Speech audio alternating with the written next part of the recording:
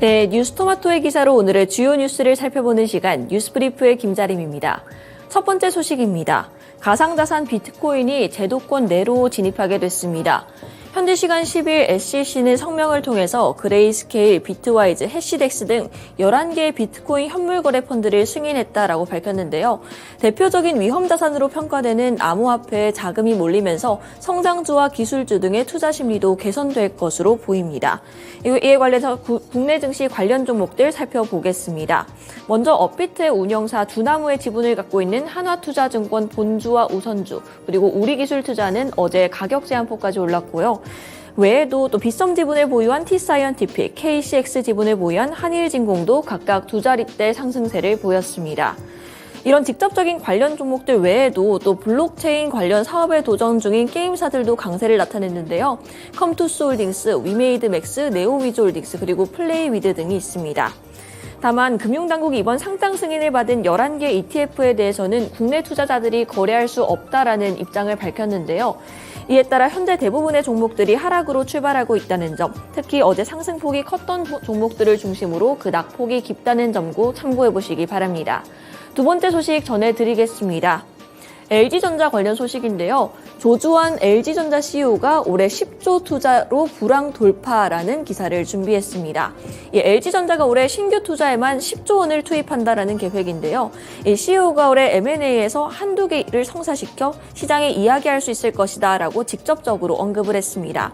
M&A 대상에 대해서는 아직은 밝힐 수가 없지만 신규 사업 영역이 될 것이다 라고 덧붙였는데요.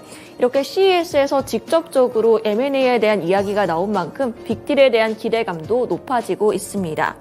외에도 주요 사업에서 매출과 수주 잔고를 키우겠다는 포부를 밝히면서 2030년까지 연매출 100조 원을 달성하겠다는 목표를 다시 한번 되짚었습니다. 마지막은 건설 관련 소식으로 준비를 했습니다. 작년 종합건설사 폐업 581건, 2005년 이후 최고치라는 기사의 제목인데요. 이렇게 줄줄이 건설사들이 폐업을 하는 이유는 지난해 건설 수요가 크게 줄었기 때문입니다. 지난해 11월 건설 수주액은 12조 8천억 원으로 전년 동월 대비 26% 줄었는데요. 올해도 크게 다르지는 않을 것으로 보입니다.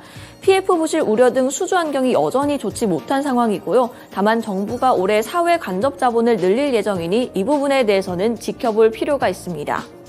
또 업계에서는 미분양 미착용 리스크를 안고 있는 몇몇의 건설사들이 제2의 태형건설이 될 수 있다는 우려도 나오고 있다고 지적을 했는데요. 한편 태형건설은 어제장 워크아웃 결정을 앞두고 20% 가까운 급등세를 보였습니다. TY홀딩스 본주와 우선주도 강세로 마감했는데요. 현재는 10% 내외에 급락하고 있다는 점 참고하시기 바랍니다. 이후 결국 워크아웃 개시가 확정되면서 태연건설에 대한 금융사 채권은 최장 넉 달 동안 유예된다고 하고요. 4월에 열리는 2차 채권단 협의회에서는 기업 개선 계획을 의결하는 절차가 예정되어 있으니까요. 이 부분도 참고하시기 바랍니다. 네, 지금까지 제가 준비한 소식들은 전부 전해드렸고요. 더 많은 뉴스 기사가 궁금하시다면 지금 제 옆에 나와 있는 이 QR코드를 스캔하시면 확인할 수 있습니다. 뉴스브리프의 김자림이었습니다.